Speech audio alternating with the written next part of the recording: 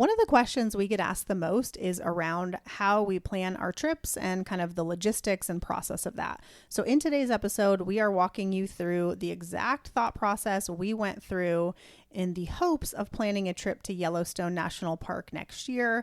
But spoiler alert, not all planned trips happen the way you want them to. Tune in.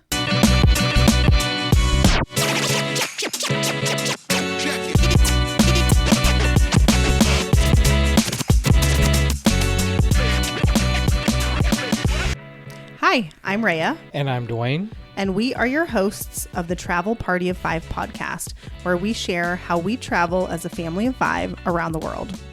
We will also share how we use points and miles to travel as affordably as possible and sometimes even completely free. So if you're wanting to travel more with your family, but you're not sure how, we'd love for you to listen in. So welcome to our podcast where we hope you learn a thing or two to get you closer to your next trip.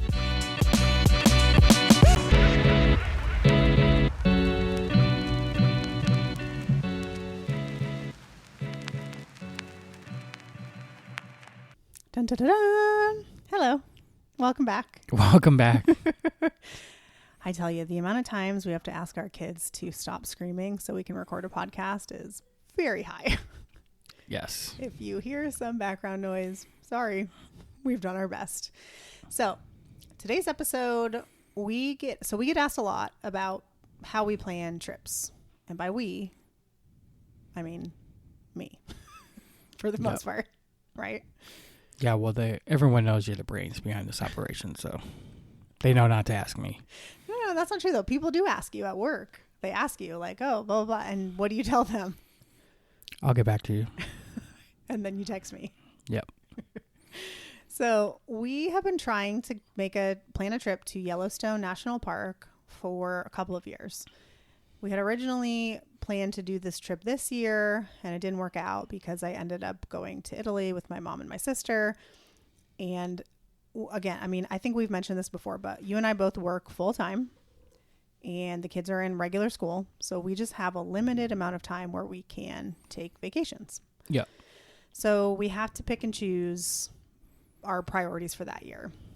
And that's also why we book our vacations so far in advance, is because we need to get the time off from work. Yeah, we have to. And we have to do it when our kids are on school vacation or summer vacation. And those tend to be busier travel times. So we had originally planned to do some kind of a road trip next year during the summer because we have two big trips planned already. First of the big trips next year is Europe in March. We'll go for spring break. And then for fall break in September of next year, we are going to Japan. Yeah. So two really big trips with 5 people. It just requires a lot of points. And so our Europe trip is booked. Flights and hotels are all booked. Japan is not booked yet, but that's only because it's too early to book it. So we kind of have an idea of how we're going to get there, like what airlines we're going to fly, and we know where we're going to stay. We just can't book it yet because the calendar is not open. But because both of those trips take a lot of points, we really wanted to just do a simple road trip for the summer. Yeah, definitely during the summer so we can get out of this AZ heat. Yes, it has been over 110, I think, every single day for like a month. And I mean, our time in California was so nice. And so we really tried to break up the summer here by leaving for at least a couple of trips. I mean, you have to. So we had friends that just went to Yellowstone like over the 4th of July weekend and said it was fantastic. And I mean, we know it's fantastic. My parents have been, and I mean, it's just so stunning. And I really want to go while our kids are on the younger side because I feel like that's when you can appreciate the wildlife, and they get so excited to see, the moose and whatever else we may see, the bears. So we thought, okay, like let's try to plan a Yellowstone trip for next summer. Like let's make that our road trip. So I'm going to walk you through the exact process that we went through. And this took me a couple of hours. So, and we'll let you know our conclusion after doing all this research. So my first thought was, okay, how are we going to get there? either we drive, which was my intention, because again, we wanted it to be a road trip from Phoenix. Yellowstone is roughly 15 hours. And yeah, after talking, we decided that's not really something we'd like to do all in one day. Definitely not. Especially Dwayne is the primary road trip driver, so I defer to him on that. Now, if we were going to drive, I mean, would I drive some? Yes, of course I would. But like when we drive to California, I never drive. Yeah. But that's only 5 or 6 hours, so. Yeah, I was wondering what you meant by primary driver. Well, I just mean if we were going to go on like a 10-hour road trip, like I would offer to drive some of that time. I drive slower than Dwayne, so he doesn't always love it when I drive. But why are you looking at me like that? I mean, you don't drive much slower. I don't drive much slower, but Dwayne just has a lot of opinions on my driving.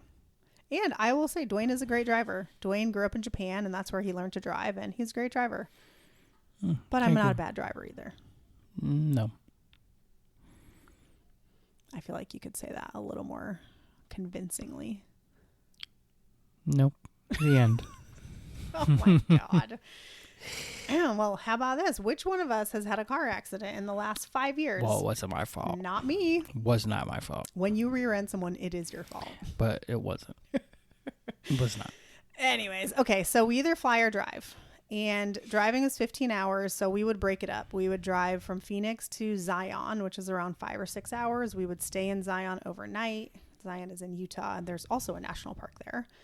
Maybe explore for a few hours that day. And then we would continue on from Zion to Yellowstone, which is another 7. Like 9 or 10 hours. Oh. It's like, or maybe 8. I don't know. It's in total, it's around 15 hours. So too far to drive with 3 kids in the back. You know, so it just sounds stressful. Then we thought, okay, what if we fly?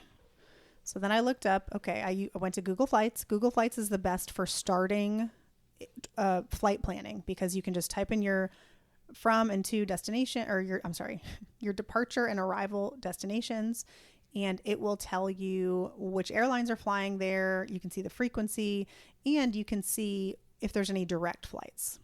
And because for such a big city, Phoenix doesn't have the best airport, we don't have any direct flights, at least not that I could find, to either Bozeman in Montana or Jackson in Wyoming. So we would need to connect, which is not a big deal. But if we were going to fly, I would want to use points. And we would probably either fly on Southwest, United, or I think Delta had some flights. But Delta is really not the best for points for the most part. So I did hastily apply for a United business card for you, which we actually have not even talked about yet. Did you get an email? Oh, yeah, I got the email. Okay.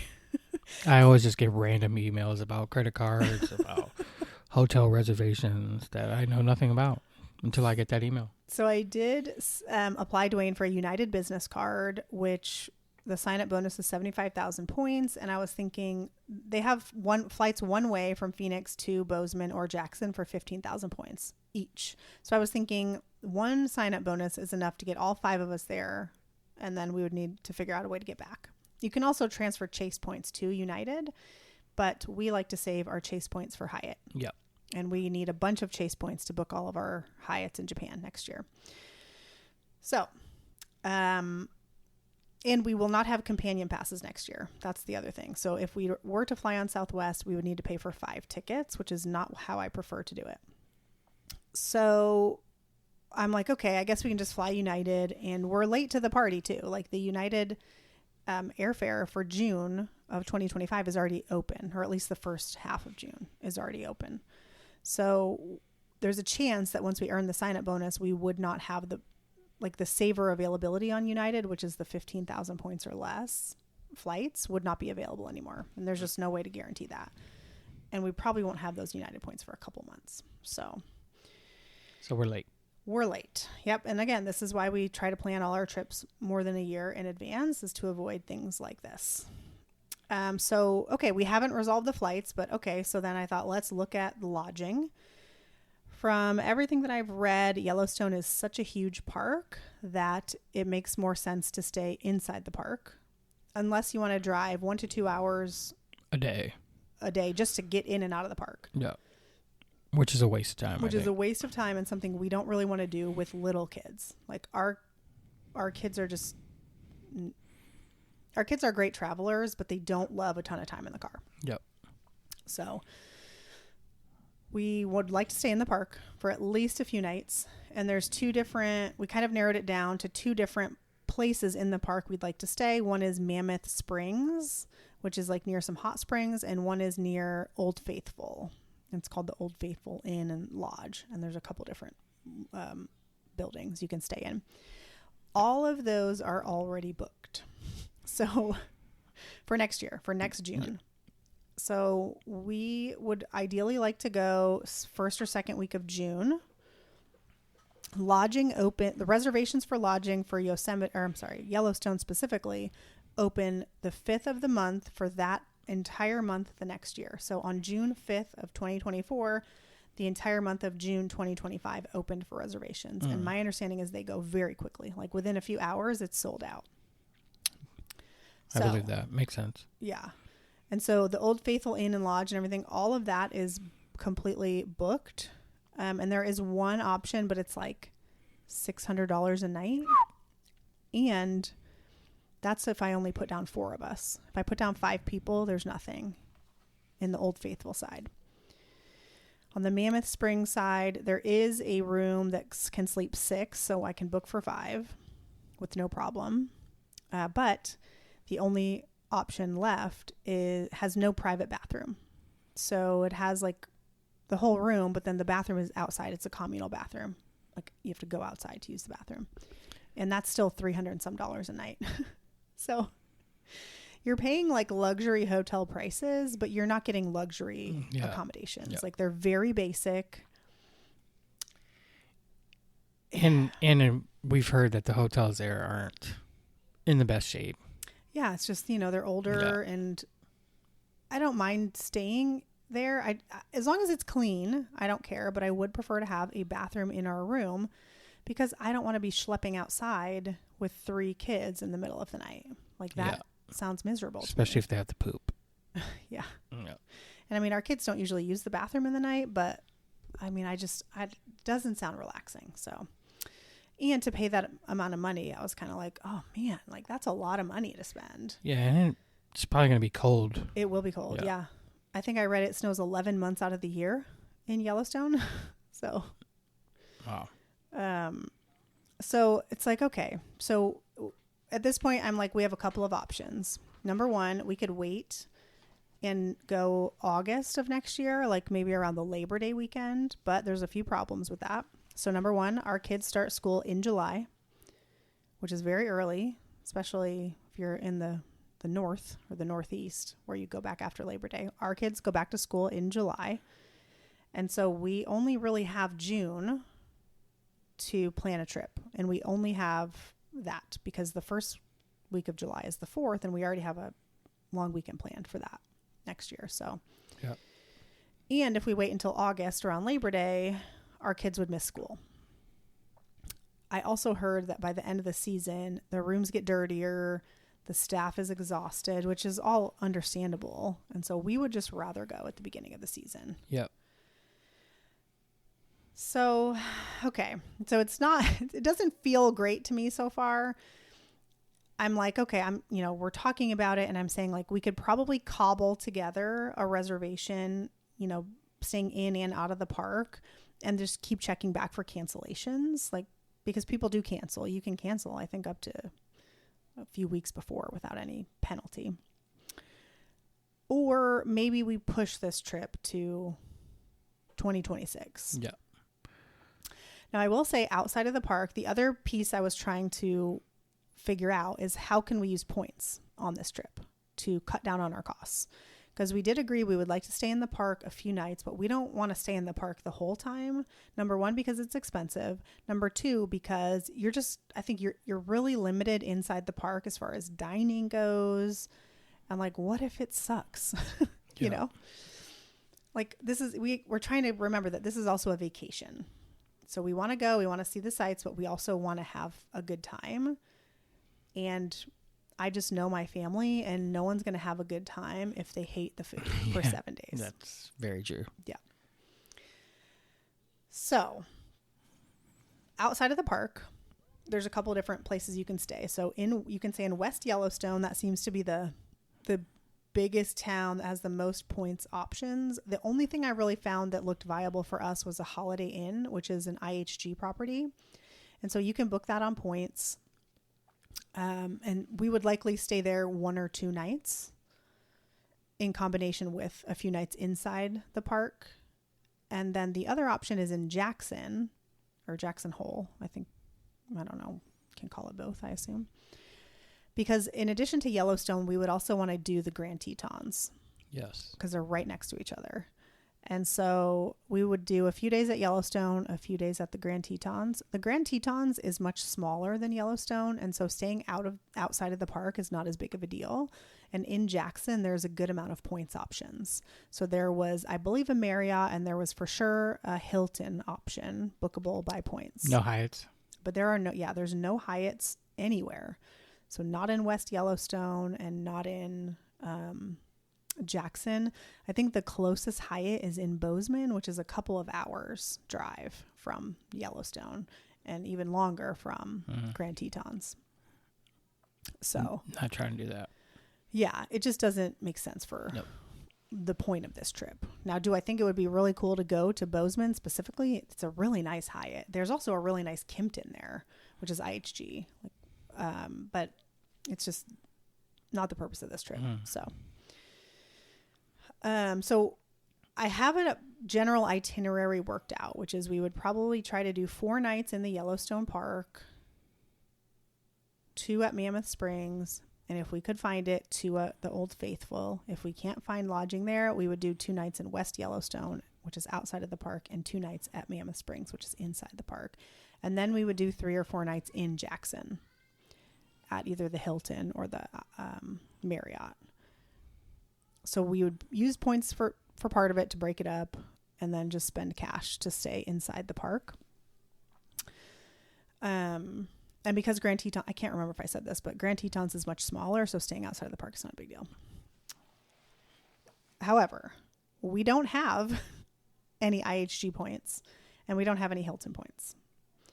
So in order to use points to stay at those properties, we would need to open credit cards, earn the sign-up bonuses, and get the points. So that is a couple months at least. Yeah. We do have 1 free IHG night. We do. I just think that it expires before. I think we have to use it by May maybe of next year. But yes, we do have a free night certificate that we get every year from the IHG card that I hold. And we will earn some IHG points when we go to the Kimpton in the Grand Caymans in a couple weeks here. We'll earn some points there, but I'm excited for that podcast. Oh, me too. I think it's going to be, I'm excited for that trip. Well, it's going to be super fun. I'm watching the hurricane tracker, and so far, knock on wood, there's nothing. Yeah. Knock on wood. So we don't have IHG points and we don't have Hilton points. And we're already we're less than a year away. So my concern would be that we would get the cards, we'd earn the points, and there wouldn't be any availability left, which happens. And, which is most likely to happen. I mean, you never know, because people cancel, and you can set up hotel alerts and all that, so that if a room on points did open up, you would get an email and you could book it. So, I mean, there are definitely ways to circumvent the fact that maybe might not be availability. But at this point, I'm just starting to feel like this is a lot, and it feels like we're forcing it. And I don't love that when it comes to a trip. So then I start thinking, what are our other options? Okay. So if we don't do Yellowstone, what are the other options? And then I think, hey, what about Yosemite? Right? That's in California. It's a national park, still beautiful, would get us out of the heat. And it's roughly a 10-hour drive from Phoenix. Which I think is doable. We could do 10 hours in one day. Will our kids be excited about it? No. But will they do it? Yes. And so then I start looking, okay, like how many days do you need to spend in Yosemite? And then I realized Yosemite's not that far from Lake Tahoe. There's a Hyatt in Lake Tahoe that's been on our list for a while. So literally this morning at the gym, it comes to me. I'm like, this is the trip. We will drive to Yosemite. We've taken a sharp detour, okay? A sharp detour from planning the Yellowstone trip. Yes, we have. But we will drive to Yosemite. We will stay 3 or 4 nights, depending, at Yosemite. And again, similar, you can stay in park or outside of the park. I haven't done a ton of research on where we will stay, so I don't know. But there's no points options that I'm aware of. So we would pay cash to stay that part. Then we would drive another 2.5 hours to Lake Tahoe. And we would stay at the Hyatt Regency Lake Tahoe for probably 4 nights. And do lake activities. I grew up on the lake, so I love boating and water skiing and all that. And then we would make the drive home, which will be around 12 hours, maybe 11, 12 hours. Which isn't too bad. It's not too bad if we leave early. So I think that's our plan. And then we will do the Yellowstone trip in 2026. Because in 2026, we will have 2 Southwest Companion Passes again. And we'll be able to use Southwest to fly in and out of either Bozeman or Jackson. Doesn't matter. It flies to both. They fly to both. We'll only have to pay for 3 flights. Yep. We'll rent a car, which we would rent a car anyways, because we were going to rent one even if we drove from Phoenix. And I mean, booking a year out, the price was almost the same, whether we booked there or here. So yeah, looks like we're going to go in 2026. Yep. So Yellowstone we will do in 2026. And I now know that I need to be ready on June 5th, 2025 to book for June 2026. And so if you are planning a Yellowstone trip, heads up. Now there was campground sites open. We're just not a camping family. I don't really enjoy it. I grew up camping. I've camped a lot in my life. And I don't really like it. Yeah, I'm not a camper either. So, I hope that this was helpful. So I think if I were to kind of list out my process, it's number 1, how do we get there? And you want to use Google Flights if you're going to fly. If you're going to drive, you just put in your little Apple or Google Maps where you're going and you see how long it is. And then you decide, is that something I want to do in 1 day, 2 days? I mean... Gotta weigh your options. Yeah. And do you have the time? Because if you drive and it takes 2 days to get there and then you need another 2 days to come back, that's 4 days. It's a waste of time. And what if you only have a week? Yeah. So it's just, yeah. Not ideal. I do understand that flying is a luxury, but if you use points, then it really can significantly cut down on your cost. Like using points, we should be able to get all 5 of us there and back for under $100 total in cash. Okay, so figure out how you're going to get there. Drive or fly are generally your only 2 options, unless maybe you're trying to take a boat somewhere. And then, okay, where are you going to stay? I generally look up. You can do this one of 2 ways. The easiest way is probably to go to Kayak or whatever your search engine you normally use and just look at what hotel brands are in the area that you're going. The other way, which is a little harder, is you can go to the Hilton website and search, the Marriott website and search, the Hyatt website and search, the IHG website and search, and see if there's anything close. So whatever floats your boat. Maybe if you only have Marriott points, yeah, just go to Marriott and search. If there's no points hotels, then you have to look at kind of where else can you stay? Can you do an Airbnb? Does it make sense to pay cash? Whatever. Some trips you use points and some trips you earn points, right? If you were going to pay cash, I would say it would be really important to make sure you're using a credit card that earns like at least 3x on travel, if not more. So that way, if you're spending $1,000, you're getting 3,000 points at a minimum. So for sure, you got to be smart and then efficient. Yep. And once you figure out where you're going to stay, then it's just a matter of booking it and figuring out the time and the days and all that fun stuff. But that's kind of our process for planning trips. And I hope that this is a good example of not all planned trips happen the way you think they're going to happen. Yeah. And you can't force it. Like sometimes trips are just not meant to be. Or they're just not meant to be in the time frame you thought. Mm-hmm. So we will go to Yellowstone, but it's just going to be two years. A year later than expected. Yeah. So it'll be 2 years from now, and really 3 years since we wanted to go, because I wanted to plan this trip starting last year and I couldn't make it happen. But here's the bonus of booking in 2026.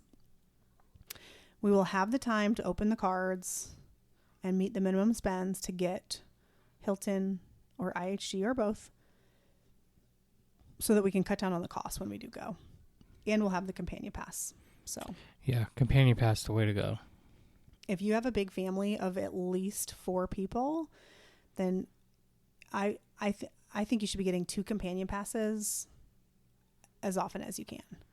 The only reason we will not have them for next year is because we purposely were prioritizing international travel for that year.